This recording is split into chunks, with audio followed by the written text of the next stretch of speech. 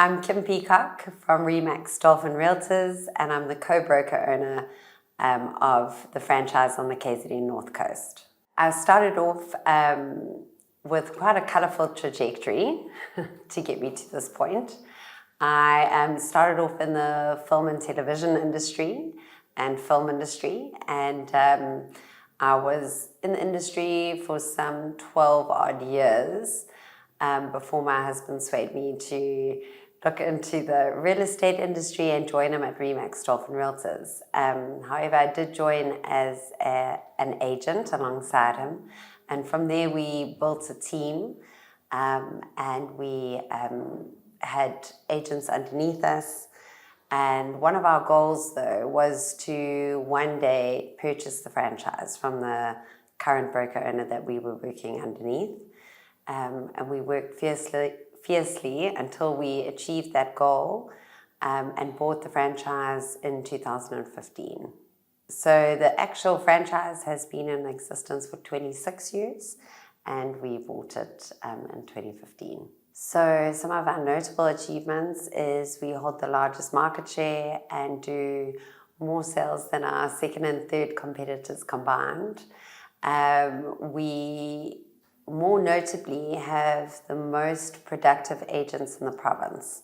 We have 30% of our agents already this year earned 1 million rand in commission. We set to have a higher percentage than that come year end.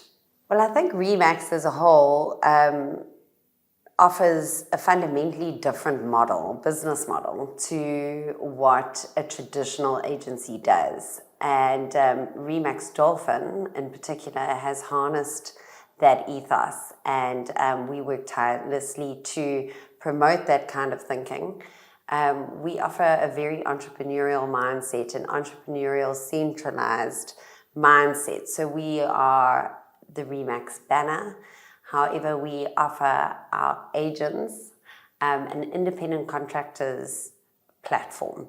So they join under the Remax banner, but they can build a business within a business. So they essentially run their own business under our banner. We provide the systems, the training, but what our culture is a culture of when you win, I win.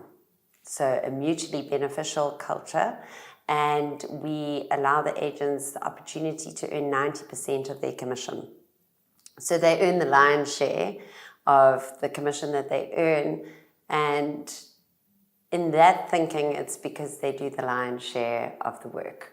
So it's very much based on a very similar platform or fundamental foundation that a doctor's practice or an attorney's practice is built on. So they pay a share of the operating expenses of the business, and in turn can receive 90% of their commission. Having said that, my personal achievement within the business has been that I've been allowed to mentor some of our most successful agents out of an employee mindset and into an entrepreneurial mindset. Our ethos is when you win, we win. So if it's not mutually beneficial, it's a no deal. My clients are essentially the people who work under our banner.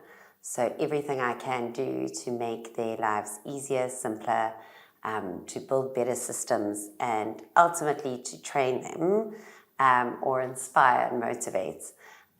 That's been my personal claim to an achievement, I can say.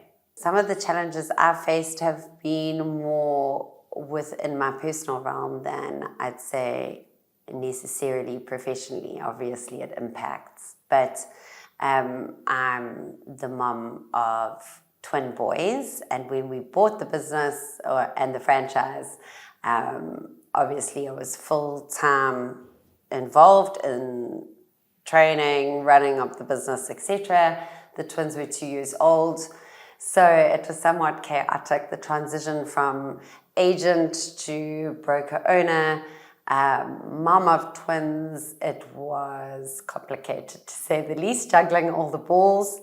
How I overcame those challenges was also more of a personal journey, but I decided that I needed to compartmentalize my time, and I started to run.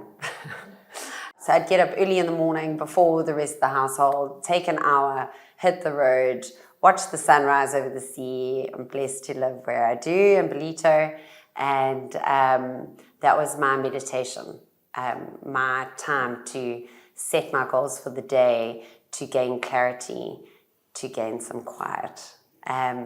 And to keep that daily discipline, I set some wild personal goals, which was Comrades Marathon to start off with, then the UTD 100 kilometer trail run. And that's a whole nother story on its own, but subsequently done 4 Comrades and completed the UTD 100K and 2 attempts at 100 miler. So the challenges lay more in my personal realm, having to overcome how to work without the mom guilt, how to be a mom without the work guilt, and kind of strike that balance.